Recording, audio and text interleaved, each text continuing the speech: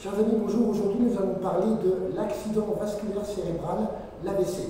Alors, l'AVC, ça correspond à un arrêt brutal de la circulation au niveau du cerveau et il y a une partie du cerveau qui ne va plus être irriguée. Le cerveau a besoin d'oxygène. De fait, ça peut entraîner des séquelles irréversibles, voire le décès de la victime. C'est une des premières causes de handicap en France, avec 150 000 cas par an et 35 000 décès par an. Ça se caractérise par le dysfonctionnement cérébral de survenue brutale suite à une perturbation du flux sanguin au niveau cérébral.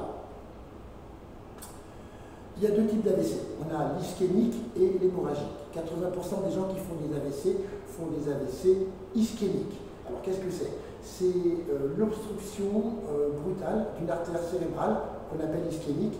Ça peut entraîner des séquelles irréversibles et on peut aussi sauver la victime uniquement parce qu'on l'a allongée. En fait, la masse sanguine va pousser le caillot qui obstruait une partie du cerveau et du coup, la victime, quelques temps après, au bout d'un quart d'heure, 20 minutes, elle peut reprendre son activité. C'est la raison pour laquelle, lorsque l'on avait vu le bilan, on posait la question, est-ce que c'est la première fois que ça lui arrive? Depuis combien de temps? Et effectivement, les gens pourraient dire, oui, hier, elle a eu ce même type de symptômes, de signes, elle s'est allongée et puis une heure après, ça allait mieux. Bien, on sait déjà qu'elle a eu un problème la veille, d'où l'importance de poser la question, je le réitère, est-ce que c'est la première fois que ça vous arrive? Parce que vous avez eu la bonne idée d'allonger la victime, eh bien, le caillot, lui, disparaît. On appelle ça un accident vasculaire cérébral ischémique transitoire. Il faut quand même que la victime aille à l'hôpital. Autre particularité, 20% des gens qui font des AVC qu'on appelle hémorragie. Vous l'avez entendu sous le nom de rupture d'anévrisme. Il s'agit d'une hémorragie due à la rupture d'un vaisseau sanguin.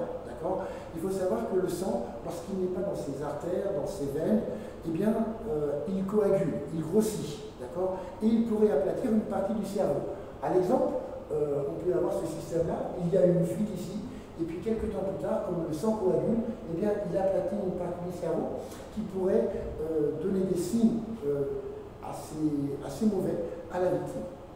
Les hémorragies ménagées, elles sont consécutives généralement à la rupture d'un vaisseau sanguin ménagé. Le sang il va s'écouler dans l'espace situé entre le cerveau et la boîte crânienne. Dans tous les cas de figure, il faut allonger la victime. Repérer les signes. Les signes que l'on peut repérer, généralement, il y en a peut-être d'autres, mais ceux que l'on parle le plus souvent, sont la faiblesse généralisée, la paralysie ou la faiblesse d'un membre. Comment on pourrait le savoir? On peut demander à la victime de nous serrer les deux mains et on verra qu'elle serre une seule main plus que l'autre. Le médecin peut vous demander, une fois que la victime est allongée, eh bien, d'allonger les membres supérieurs face palmaire vers le ciel et on verra très bien que la victime a une faiblesse d'un membre. On peut constater aussi une déformation de la face. Alors ça vient en 30 minutes à peu près. La victime a une difficulté, elle a une paralysie d'une partie du côté du visage. Pareil, ça peut être un signe de l'AVC. On peut aussi observer un trouble de l'équilibre. La victime, elle ne tient pas debout, elle s'est cognée 4 fois la porte contre le RER ce matin. Ça peut être l'AVC, la trouble de l'équilibre. Diminution ou perte de la vision, je suis devant mon ordinateur et d'un seul coup, j'ai un voile noir ou blanc. Ce peut être un signe d'AVC. Difficulté de langage ou de compréhension, la victime, elle pourrait dire tout simplement compréhension. Mais tu peux répéter s'il te plaît? Bien sûr, là, allongeons la victime.